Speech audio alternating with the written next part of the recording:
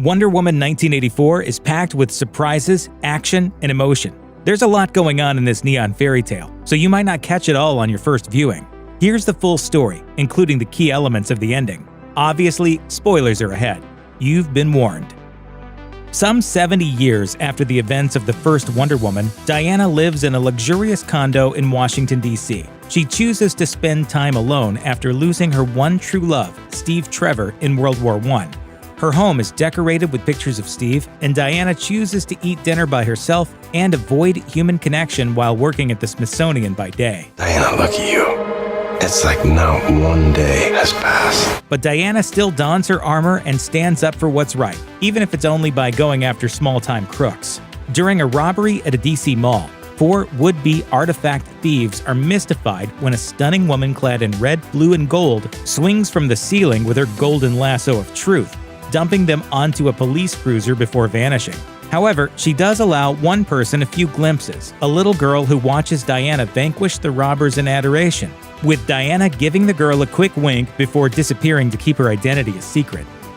Diana might prefer to be alone, but she ends up making a friend when the meek, awkward Barbara Minerva joins the Smithsonian staff as a gemologist. Constantly tripping over her own feet and too soft-spoken to stand up for herself, Barbara immediately idealizes everything about Diana, who comes off as strong and confident. After Barbara shows Diana some of the artifacts she's studying, including a mysterious citrine stone, Diana agrees to go out for a drink after work. The two end up bonding, with Diana praising Barbara's sweet personality and open nature, admitting that she prefers to close herself off from the world. Later that evening, alone in a park, Barbara is assaulted by a drunk man, but Diana comes to her rescue. Rather than raising questions about Diana's apparent super strength, the incident only makes Barbara aspire to be like Diana even more. Down on his luck would-be oil tycoon Maxwell Lord first appears on television screens in the mall where Diana stops the robbery as he tries to convince folks that they can improve their lives with the help of his company, Black Gold Cooperative. Despite the glossy feel of his ads, Maxwell is broke, and his top investor, Simon Stagg, is getting angry. Desperate to make money and support as well as impress his young son, Alistair, Maxwell seeks out a rather unorthodox fix. When he hears about the stone that Barbara and Diana have discovered, the Dreamstone, he sees a way out of his predicament. He comes up with a plan to use the Dreamstone for his own gains, seducing Barbara to gain access to the artifact for himself. Before Max takes possession of the stone, both Diana and Barbara wish upon it, though neither of them quite understand what they're doing. Diana wishes that Steve could still be with her. The next day, at a Smithsonian gala, she's taken aback when she discovers that Steve, living in someone else's body, has indeed returned. Meanwhile, Barbara wishes for the confidence and power of her new friend Diana and begins to see a change almost immediately. She's suddenly striding around the Smithsonian in slinky outfits and attracting attention from everyone around her.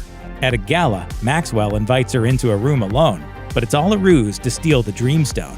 Maxwell takes his wish a huge step further, too, becoming the stone himself so he can grant anybody's wishes as well as his own. With this power, Maxwell can manipulate the entire world, making deals with international figures and causing complete chaos. All 3 wishers eventually realize there's a huge downside to the Dreamstone. It steals your life essence when you make a wish. Diana might be happy with Steve by her side, but her powers are fading. She's unable to harness her strength or properly wield the lasso of truth. Barbara completely loses the humanity that drew Diana to her in the first place, driven only by vengeance and a thirst for more strength and influence. You've always had everything, while people like me have had nothing. To make matters worse, Barbara makes more wishes on the stone through Maxwell, turning herself into the animalistic, hyper-strong cheetah. Maxwell fares worst of all, as he continues to grant wishes and emotionally manipulate the world so he has power over everybody, even the President of the United States. His body begins to break down. His nose and ears stream blood, his eyes are red. His body is visibly wrecked. Despite these negative effects, everyone, even Diana, is loath to let go of their wishes, even when they discover that the stone was created by the god of treachery and mischief himself. But the only way to return to normal is to recant. Diana and Steve realize there's only one thing she can do to regain her power and bring down Maxwell and Barbara: recant her wish. After yet another emotional goodbye, A sobbing Diana takes her wish back, and Steve shuffles off this mortal coil once again. With her full powers returned, Diana discovers Maxwell's plan to use a U.S. military broadcast system to speak to the entire world so he can grant wishes en masse. Diana, in the full splendor of the ancient golden Amazonian armor of Asteria, defeats Cheetah, electrocuting her to turn her back into Barbara. She then confronts Maxwell.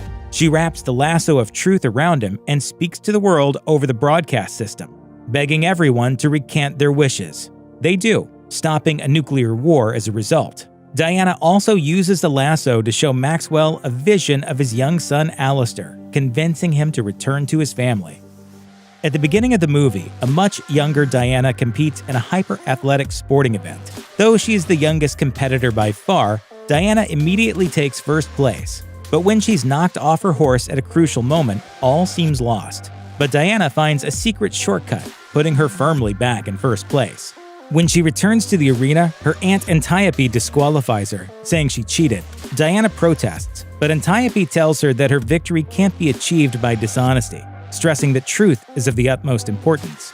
She tells Diana, no true hero is born from lies. And remember, greatness is not what you think.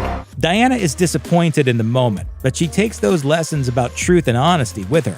Antiope's message of honesty proves especially important by the end of Wonder Woman 1984. Through all three characters and their Dreamstone wishes, it's clear Diana, Barbara, and Maxwell are all pretending to be somebody they're not.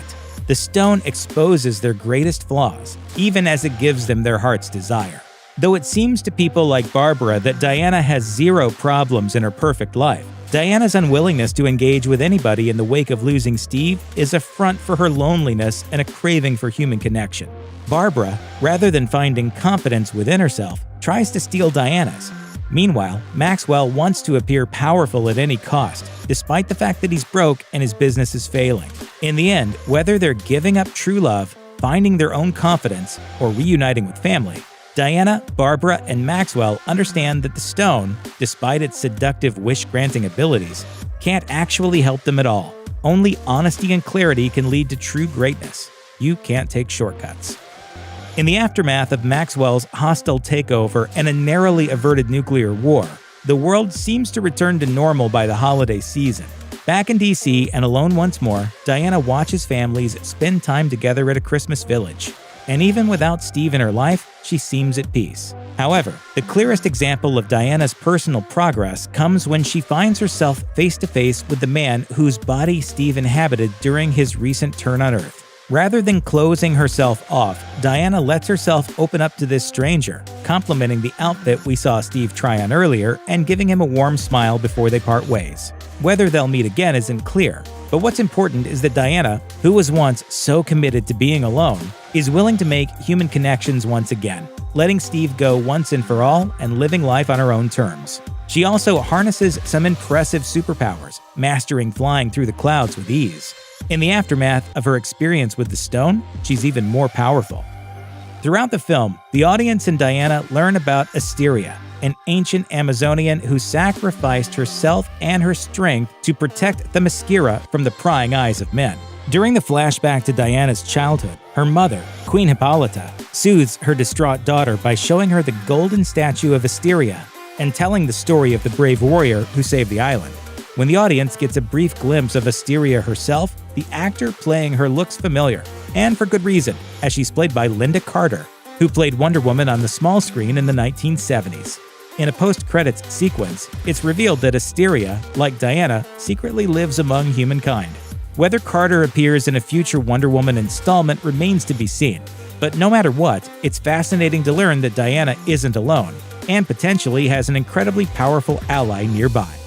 Check out one of our newest videos right here. Plus, even more Looper videos about the DCEU are coming soon. Subscribe to our YouTube channel and hit the bell so you don't miss a single one.